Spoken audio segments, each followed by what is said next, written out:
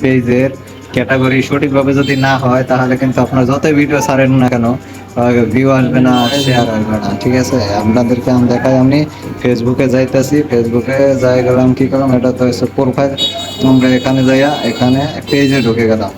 পেজে ঢুকে যাওয়ার পরে দেখেন আমাদের আমাদের এই পেজে ভিডিও, এই যে ভিডিও আছে অনেকগুলো, কিন্তু সেরকম ভিউ আসতেছে না। কিন্তু ক্যাটাগরি যদি ঠিক না থাকে ভিউ কি আসবে? আসবে না। তাহলে আমাদেরকে কি করা লাগবো? আমরা এখন এই যে ফেসবুক এতে গেলাম, এখন আমরা এই যে থ্রি ডট আছে এখানে ক্লিক করলাম, এখানে এডিট এডিট অপশনে ক্লিক করলাম।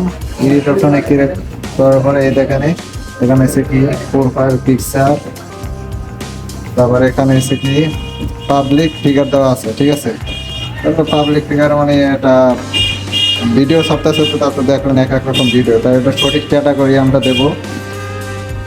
এখানে অনেকগুলো ক্যাটাগরি আছে, actor, artist, blogger, comedian, digital character. দেখেন আমরা যে ভিডিওটা তৈরি করতেছি এটার জন্য কিন্তু ডিজিটাল মার্কেটিং, ডিজিটাল ক্যারেক্টারই দেওয়া দরকার। তাহলে আমরা কি করব, এখানে যেহেতু বিভিন্ন ধরনের ভিডিও আমরা ছাড়ি, তাহলে এখানে আছে এটার ক্যাটাগরি হবে ভিডিও ক্রিয়েটর। ভিডিও ক্রিয়েটর আছে, নিচে দেখেন ওখানে এটা হচ্ছে গেমিং না, এটা হচ্ছে ভিডিও ক্রিয়েটর। যেহেতু আমরা বিভিন্ন ধরনের ভিডিও ছাড়ি, এখানে সেট করে দিলাম হচ্ছে ভিডিও ক্রিয়েটর। এখন আমরা যদি এই যে পেজের ভিতরে দেখতেছেন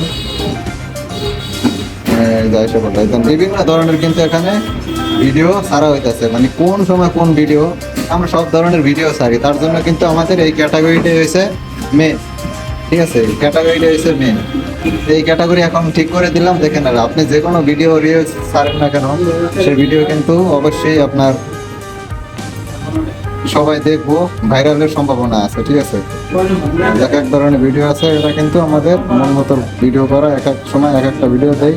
এই হচ্ছে সঠিক, আপনাদেরকে দেখালাম ফেসবুক পেজের কিভাবে ক্যাটাগরি চেঞ্জ করে এবং সঠিক ক্যাটাগরি দিতে হয়, তাহলে কিন্তু আপনাদের